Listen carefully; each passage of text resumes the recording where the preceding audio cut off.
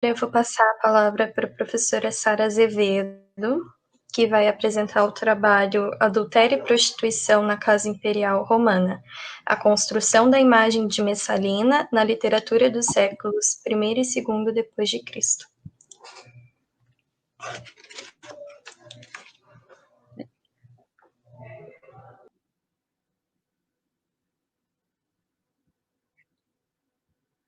Ups. Estou me atrapalhando aqui com o compartilhamento da tela, só um minuto. Já está compartilhado. Agora eu tenho que colocar assim. Pronto. Bom, boa noite a todas e todos. Em primeiro lugar, eu gostaria de agradecer o convite, né? Gostaria de agradecer à comissão organizadora pelo evento, pela organização desse evento, que está sendo um evento de muito aprendizado. E também gostaria, em segundo lugar, de mandar um beijo para minha mãe, porque é a primeira vez que ela acompanha, minha mãe está assistindo, é a primeira vez que ela me assiste apresentando a minha pesquisa. Então, o título da minha apresentação é Adultério e Prostituição na Casa Imperial Romana, a construção da imagem de Messalina na literatura dos séculos I e II depois de Cristo. Messalina foi uma das mulheres que eu estudei durante o mestrado e o doutorado. Ô, Sara, desculpa interromper um segundinho, perdão. Sim. É que para a gente aqui, a sua apresentação está tela preta. Ai, meu Deus. Não sei se você está já... Isso, agora ela voltou a aparecer para a gente. Aí talvez nessa passagem para... Funcionou no teste e agora não está funcionando. Sim. É você que estava trabalhando com duas telas ou não? Não. Não, tá. Não exatamente. Eu não tenho duas telas, mas eu tenho aqui um... Ele passa... Peraí, deixa eu ver. Ah, sim. Sim. Tá só com problema na hora de passar para a tela cheia. Não são duas telas, sim. Eu estou trabalhando com duas telas, é isso. Vamos ver agora. Que bom que você interrompeu, porque eu estava sem saber. Como eu abri o PowerPoint, aí fica o PowerPoint na minha tela aqui, e eu só vejo o PowerPoint. É um pouco estranho falar para a tela só com PowerPoint. Obrigada. Vamos ver agora. Apareceu? Sim. Aparentemente, ok. Eu vou me esconder aqui, qualquer coisa eu volto, tá? Tá, então, ok. Então, foi que eu abri na outra tela. Então, vou recomeçar. O título da minha apresentação é Adultério e Prostituição na Casa Imperial Romana, a construção da imagem de Messalina na literatura dos séculos I e II depois de Cristo. Então, a gente vai começar com a pergunta, né? Quem foi Messalina? Então, Valéria Messalina, ela nasceu por volta do ano 25 depois de Cristo e morreu em 48 depois de Cristo. É filha de aristocratas da linhagem imperial de Roma, casou-se com o imperador Cláudio, que é o quarto imperador da primeira dinastia do Império Romano, que a gente tem Augusto, Tibério, Calígula, Cláudio, quarto imperador, e Nero. A dinastia de Júlio Cláudio termina com Nero em 68 depois de Cristo. Então, Messalina foi a terceira esposa do imperador Cláudio, se casou no ano de 38 ou 39 depois de Cristo, e teve 2 filhos, Britânico e Otávia. Otávia foi depois esposa de Nero. Então, acredita-se que Messalina, ela tinha aí entre 14 e 20 anos na ocasião de seu casamento, enquanto seu marido, Cláudio, contava com 48 anos. A diferença de idade estava na média entre os romanos, mas esse foi um dos fatores que, posteriormente, viriam a contribuir para a criação do retrato de Messalina como uma mulher de desejos sexuais insaciáveis. Então, a gente vai ver como que a documentação da época, mais ou menos ali, de décadas posteriores à morte de Messalina, a gente vai ver como que ela aparece nessa documentação e como que essa imagem ela é construída e como que a gente recebe essa imagem, né, como que ela foi recebida na contemporaneidade.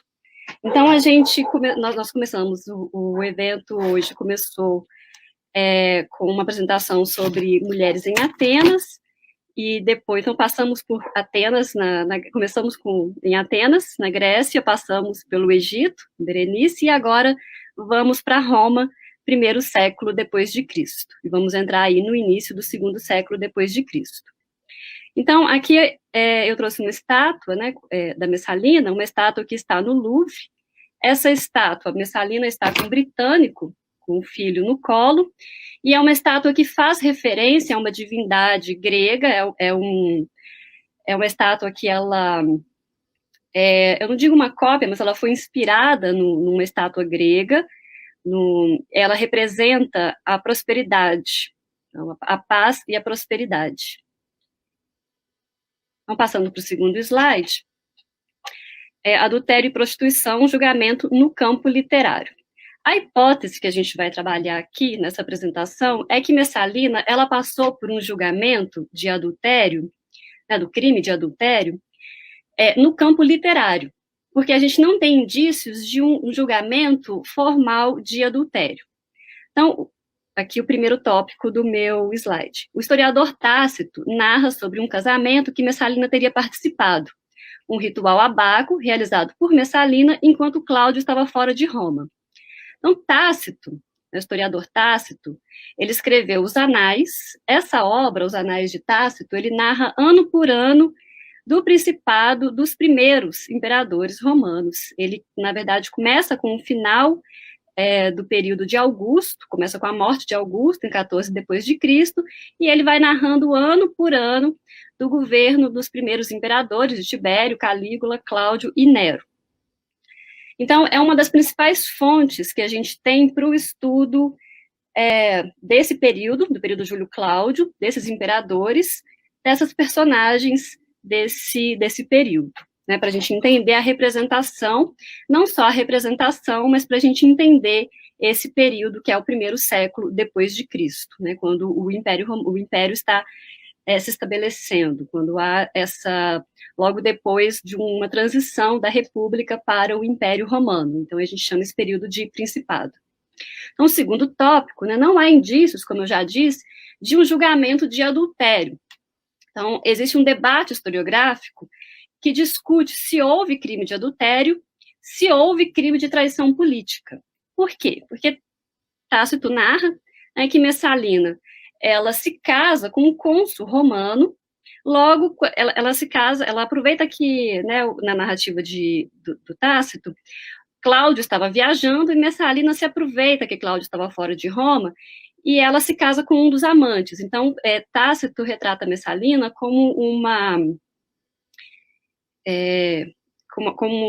mulher que tinha muitos amantes, e esse fator é utilizado por Tácito para fazer uma crítica a Cláudio, porque as mulheres e os libertos, os escravos da casa imperial na época de Cláudio tinham muito poder. Então, isso é muito discutido, se Cláudio ele teria dado o poder, se ele teria dado poder para evitar conspiração, então, se ele teria dado poder para libertos, né, para escravos e para mulheres, como uma forma de evitar conspirações, no sentido de que esses agentes não teriam como assumir cargos políticos. Mas a gente vê também, lendo Tácito, a gente percebe que esses agentes, escravos e mulheres, eram agentes essenciais ali no funcionamento da Casa Imperial e participavam, né, e eram também essenciais na composição das conspirações. Então, a morte de Messalina, que é o terceiro tópico, passo para o terceiro tópico do slide, a morte de Messalina, assim como relatada por Tácito, se assemelha mais ao tipo de morte dada aos conspiradores políticos, crime de traição política, ou seja, Messalina, ela é executada momentos depois que Cláudio fica sabendo do casamento de Messalina. Né? Ela faz um ritual abaco, nesse ritual ela se casa com o Cílio, que era o cônsul romano. Cônsul era, digamos, ele ocupava o cônsul, era um homem muito, muito, muito poderoso, poderia sim ser configurada como uma traição, como uma conspiração, mas as fontes deixam para a gente uma incerteza. A gente não sabe, não temos elementos para que comprovem que Messalina ela esteve envolvida numa conspiração ou envolvida em um adultério. Mas o adultério, a gente vai entender que ele está relacionado com a crítica aos políticos. Né? Então, se Messalina era uma adúltera, se os libertos e as mulheres da casa imperial, na época de Cláudio, tinham muito poder, isso foi utilizado contra Cláudio pelos autores da época, né, muitos foram senadores romanos e deixaram obras, né, como o próprio Tácito, o Tácito, inclusive, foi um cônsul, mas, enfim, eles mostram para a gente que eles criticavam Cláudio porque Cláudio não mantinha hierarquias sociais dentro da sua casa. Então, como que o imperador que não mantém hierarquias dentro da sua casa vai manter hierarquias e administrar um império extenso? Então, existia essa crítica, ela está no trabalho, na obra do Tácito. Então, passando agora para o quarto tópico. Então, mulheres da família imperial, a gente nota pelos documentos que elas eram julgadas, principalmente, né, nos anais de Tácito, a gente percebe que as mulheres da família imperial eram julgadas por processos duplos de traição. Maiestas, que era o crime de traição política, e adultério. Né, essas mulheres elas tinham que manter uma fidelidade, digamos, dupla. Uma fidelidade política e uma fidelidade também eu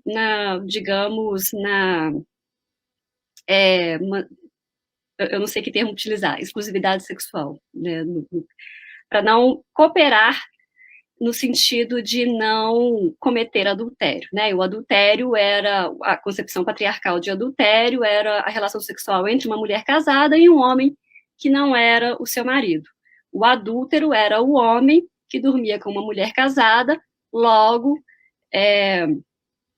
o adúltero, né? Então o homem adúltero, ele ofendia, o adultério era considerado como uma ofensa de um homem que ofendia outro homem, porque era como se ele estivesse corrompendo a propriedade de um outro homem, porque a mulher era posse, vivia sob tutela. Então, o último tópico Messalina é caracterizada como adúltera e prostituta por autores como Juvenal, Suetônio, Tácito, Dion Cássio, Plínio o Velho. Aqui a gente vai analisar alguns desses documentos, Juvenal, Plínio, a gente vai ver as menções que eles fazem a Messalina e que caracterizaram Messalina como adúltera e prostituta, e como que, cronologicamente, essa imagem da Messalina foi construída ali no primeiro século, né, no final do primeiro século e início do segundo século. Então, passando para o próximo slide, esse slide é só uma ilustração, isso é um quadro de 1916, né, sobre a morte de Messalina, que retrata a morte de Messalina, assim como narrada por Tácito, Messalina sendo executada nos jardins de casa, e logo depois, né, momentos depois, que Cláudio fica sabendo, porque um escravo, um liberto de Cláudio, ele vai até Cláudio e conta que Messalina estava fazendo um ritual abaco e estava se casando com um cônsul romano. Então, Cláudio volta para Roma. Enquanto Cláudio volta para Roma, ele se pergunta, né, segundo o relato do Tácito, Cláudio se pergunta se ele era ou não ainda imperador de Roma, se ele não sabia se a conspiração já tinha sido toda realizada e se ele ia chegar em Roma e ia ser executado. Então, ele resolve executar Messalina, mandar executar Messalina, e entende-se, então, né, existe, como eu já disse, um debate na historiografia que procura entender se Messalina foi acusada de adultério ou de conspiração, porque ela foi executada momentos depois, não existe indícios de um julgamento formal de adultério. Só que esse julgamento, aí o nosso ponto aqui vai ser que esse julgamento, ele se deu no campo literário. O julgamento pela lei, segundo a lei vigente na época, que era a Lei Júlia sobre adultério, os acusados de adultério, então Messalina e Cílio, eles seriam exilados para ilhas diferentes. Essa era a pena, essa era a punição dada de acordo com a lei. E essa punição, ela foi dada às mulheres imperiais, a filha de Augusto, esposa de Nero, a Otávia, inclusive a Otávia, irmã do britânico, filha da Messalina. Mas Messalina não teve essa punição, ela foi simplesmente executada. Então, passando para o próximo slide, aqui, esse documento é o documento que a gente tem, é o documento que mostra o produto final desse julgamento de Messalina, que se deu, eu vou voltar aqui, só para a gente, depois para eu falar sobre essa hipótese. O julgamento de Messalina, então, teria se dado no campo literário. Segundo porque os documentos mostram que Messalina, ela, logo depois da morte de Messalina, ela aparece como vítima da tirania de Cláudio. Só que, ao longo das últimas décadas do primeiro século, Messalina vai sendo caracterizada cada vez mais como uma adúltera. E no início do segundo século, ela passa a ser caracterizada como prostituta. A lei Júlia sobre adultério, previa que uma mulher acusada de adultério, ela perdia o status de matrona e passava para o status da prostituta, ela ganhava o status da prostituta, ela passava para a categoria dos infames. Então, a Messalina, a gente nota que na literatura, ela passa dessa categoria de matrona para a categoria da prostituta. Só que isso demora algumas décadas. E aí eu trouxe aqui para a gente analisar, para a gente o que eu considero como um produto final desse julgamento, quando Messalina já aparece como prostituta na Sátira 6 de Juvenal, no início do segundo século depois de Cristo. E depois a gente vai ver como que ela chega aqui a essa imagem consolidada como prostituta. Então, Juvenal diz: dirige teus olhos às rivais dos deuses, escuta o que Cláudio suportou. Quando a esposa julgava que o marido dormia, a augusta meretriz, atrevendo-se a vestir um capuz noturno e a preferir a esteira de um cubículo ao tálamo imperial, deixava-o, escoltada por não mais que uma escrava. Depois de ocultar a negra cabeleira com uma loura peruca, penetrava um cálido lupanar através de um velho reposteiro e, em seguida, até uma cela vazia reservada para ela. Então, nua, com os mamilos guarnecidos de ouro sob a falsa alcunha de Licisca, prostituía-se, e a todos dava a conhecer, ó generoso britânico, o teu ventre. Branda recebia os clientes e exigia o pagamento. Ao depois, quando o cafetão já dispensava suas meninas, triste, ela saía, fechava sua cela o mais tarde que podia, e ainda ardendo pela tensão de sua vulva rígida e esfaldada pelos homens, mas não saciada, retirava-se. Horrenda pela face enegrecida e imunda pela fumaça do candeeiro, levava ao leito nupcial o fedor do lupanar. Tradução de Alexandre Agnolon. Então, o Juvenal, na Sátira 6, é uma sátira que a sátira procurava... Sátira é um gênero literário que é do vitupério aos vícios, e a Messalina aparece... Essa sátira é uma sátira sobre os vícios das mulheres, uma sátira longuíssima, e esse trecho dessa sátira ficou muito famoso e virou, digamos, um ícone, um símbolo, um ícone da misoginia na literatura latina. Então, o Juvenal, ele caracteriza a Messalina como uma prostituta voluntária, uma mulher que saía da cama, que esperava o imperador dormir, saía da casa imperial e ia para um prostíbulo barato, para um lupanar, se prostituía, recebia o pagamento e saía ainda insatisfeita com o trabalho realizado durante toda a noite. Então, aí começa essa imagem da Messalina, né, a construção, aí não começa, aí termina, o produto final que a gente tem, no início do segundo século, dessa imagem da Messalina como uma prostituta, e é essa imagem que vai ser recebida ao longo dos séculos, de várias formas, né, não de uma forma linear. Depois eu vou mostrar para vocês exemplos da contemporaneidade. Não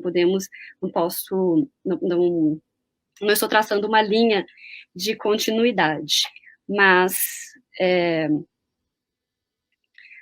só apontando questões sobre recepção dessa imagem de Messalina. Então, as primeiras menções à morte de Messalina, a primeira menção, né, a primeira fonte literária que relata sobre a morte de Messalina é a Apocoloquintose de Sêneca, possivelmente publicada logo após a morte de Cláudio, em 54, portanto, em torno de 6 anos após a morte de Messalina. Nesta obra, Sêneca não menciona o adultério. O autor classifica a morte de Messalina como um assassinato, mencionando-a numa parte do relato onde elenca uma série de nomes de aristocratas mortos por Cláudio. Então, Messalina aqui, 6 anos depois da sua morte, ela aparece como uma vítima da tirania de Cláudio, uma das vítimas da tirania de Cláudio. A segunda fonte que cita o ocorrido, né, que cita a morte de Messalina, é a tragédia Otávia, atribuída a Sêneca, mas, na verdade, a autoria é desconhecida. A datação desta obra foi estabelecida para depois da morte de Nero, ou seja, depois de 68 e em torno do ano 70 depois de Cristo. Nessa tragédia, a personagem Otávia, a filha de Messalina e Cláudio, menciona o adultério da mãe, dizendo que ela, em um ato de tolice, se casou com outro homem, mesmo já sendo casada. O casamento de Messalina e Cílio, com o Sucílio, se deu em 48 depois de Cristo. Esta menção, portanto, indica que, em torno de 2 décadas depois do ocorrido, depois da morte, já havia uma ideia mais ou menos consolidada de Messalina como uma adúltera. Mas percebam que ela não aparece imediatamente como uma adúltera, né? Essa imagem vai sendo construída. Depois, Plínio Velho, estamos seguindo uma ordem cronológica, Plínio Velho, ele faz essa terceira menção, quando a gente, então, coloca essas fontes numa ordem cronológica, percebemos que Plínio Velho vem em terceiro lugar, e ele, numa obra publicada entre 77 e 79, que é História Natural, na parte sobre o comportamento sexual e reprodutivo de várias espécies, ele conta uma sarcástica anedota a respeito de uma competição de sexo organizada por Messalina. E ele diz: Messalina, consorte do César Cláudio, considerando isto ser um nobre jogo, selecionou para a competição a mais notória das prostitutas profissionais e ganhou dela em uma disputa de sexo que durou dia e noite, com um resultado de 25 homens. Essa é a menção, né, uma anedota que Plínio Velho, que está na obra História Natural de Plínio Velho. Depois, no final do primeiro século, Messalina aparece, ela é mencionada por Flávio Josefo em Antiguidades Judaicas, uma obra publicada em torno do ano 93. Josefo, ao relatar sobre a morte de Cláudio, menciona que o imperador teria dado Messalina a morte por motivo de ciúmes. Então, o que a gente percebe? As fontes do primeiro século depois de Cristo, essa é a última fonte aí do final do primeiro século.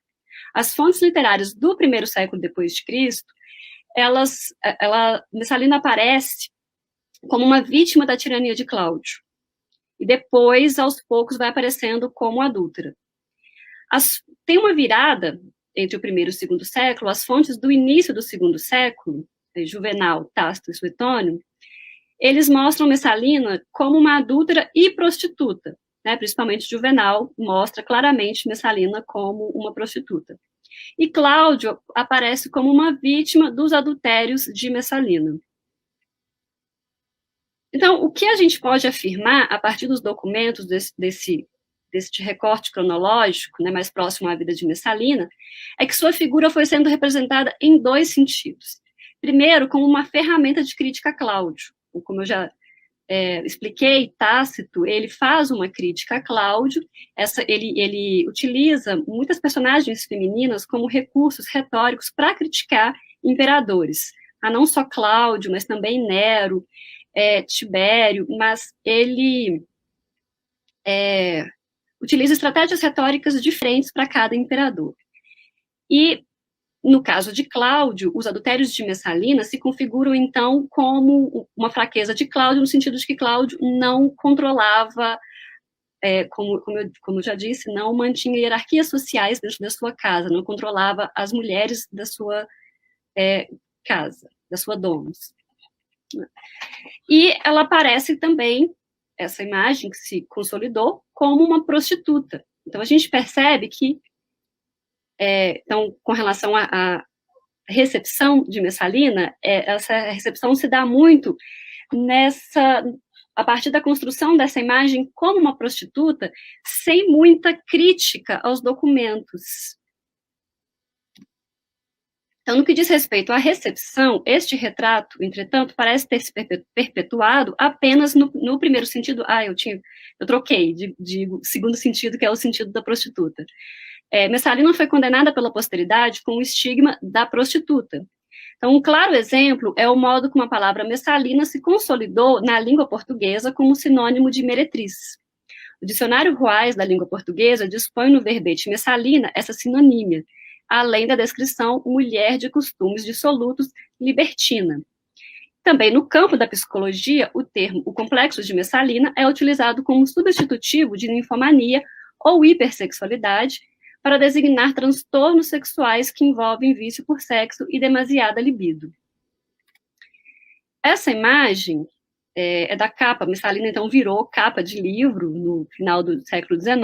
Essa estátua foi uma estátua atribuída a Messalina por algum tempo, e depois, não vou contar ainda, peraí, foi atribuída a Messalina. Esse livro é um livro do Cesare Lombroso, do Guglielmo Ferrero, que é um historiador. O Guglielmo Ferrero, um historiador que estudou Roma. Cesare Lombroso ele é conhecido como pai da criminologia. Eles escreveram o livro juntos porque o Guglielmo Ferrero foi marido da filha do Cesare Lombroso. Esse livro, lançado em 1893, depois, essa versão italiana, depois foi lançado nos Estados Unidos. É um livro, Ladrão Delinquente, sobre prostituição, fala sobre na verdade, sobre crimes cometidos por mulheres. A tese do Lombroso, do Guglielmo Ferrero, é que a prostituição é um crime e existe um padrão fisiológico nas mulheres que cometem esse crime, né? Segundo a hipótese do Lombroso, esse padrão ele se dá na caixa craniana. A caixa craniana das mulheres, ela seria diferente da dos homens. E dentro aí desse grupo mulheres, as mulheres que cometem o crime da prostituição, elas têm uma formação craniana que as difere de todas as outras e que, para ele, a criminalidade é inata. Então, ele era defensor da pena de morte. As mulheres que cometem o crime da prostituição, elas cometem outros crimes, é o que ele mostra nesse livro. Esse livro tem em domínio público. Ele mostra uma série de gráficos gráficos que foram feitos a partir de fotos e de medições da caixa craniana, do tamanho do nariz, da boca, dos olhos, de várias mulheres que estavam em penitenciárias nos Estados Unidos e na Itália. Esse estudo dele, ele né, para mostrar que existia, para tentar mostrar que existia um padrão e que a prostituição era crime, ele resolveu utilizar a estátua de Messalina como um padrão. Então, mediram a estátua de Messalina e começaram a medir as circunferências, as cabeças das mulheres que acusadas do crime de prostituição, em busca desse padrão e para provar, né, essa hipótese, então, de que a prostituição era um crime e é um crime que é inato a algumas mulheres. A Messalina, essa estátua é interessante, que ele utiliza essa estátua, então, como um paradigma da prostituta, né?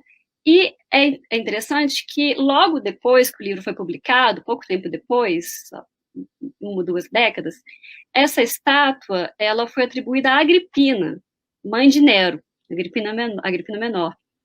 Então, ele traçou toda essa hipótese, fez gráficos e tabelas, com base numa estátua que não era exatamente a estátua de Messalina, né? Foi atribuída a Messalina, mas depois descobriram que não, que era uma estátua de Agripina. Aqui é uma minha dica para a quarentena.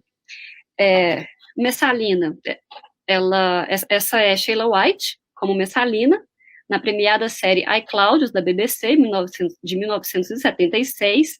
É uma série baseada em um romance histórico escrito pelo Robert Graves, que foi tradutor do Suetônio, e aí eu trouxe também só para ilustrar e como dica para assistir na quarentena. É uma série muito interessante, é uma série que tem muito uso dos documentos, porque como o Robert Graves foi tradutor do Suetônio, ele faz muitas referências aos documentos. Então, por exemplo, essa cena é a cena que a Messalina, que a Sheila White está encenando a Messalina no concurso que ela faz com o desafio que ela propõe à prostituta mais famosa de Roma, e ela ganha a competição segundo Plínio Velho. E para terminar, Messalina Diva, um quadro sobre Messalina de cerca de 1875, que aparece Messalina, parece que Roma está pegando fogo, né? E Messalina continua aí, diva. Ou então agradeço a todos. A minha consideração final eu acho que eu já fui explicando, né, ao longo da apresentação, que a hipótese central é que Messalina, que apesar, né, a despeito da gente não ter documentos que comprovem um julgamento, que ela passou por um julgamento formal de adultério, esse julgamento se deu pelo campo literário e com o mesmo efeito da lei, porque a lei transformava a matrona, não poderia existir uma matrona adúltera, era uma contradição naquela sociedade. A adúltera ela tinha que ser eliminada da sociedade, então, ou pela morte, ou pela transformação em uma prostituta. Então, a Messalina ela acaba sofrendo esse julgamento, mas no campo literário, né? Ela acaba virando uma prostituta, mas isso demora cerca aí de 50, 60 anos, porque depois da morte dela, quando a imagem dela é, de fato, consolidada no início do 2º século. Então, muito obrigada pela atenção.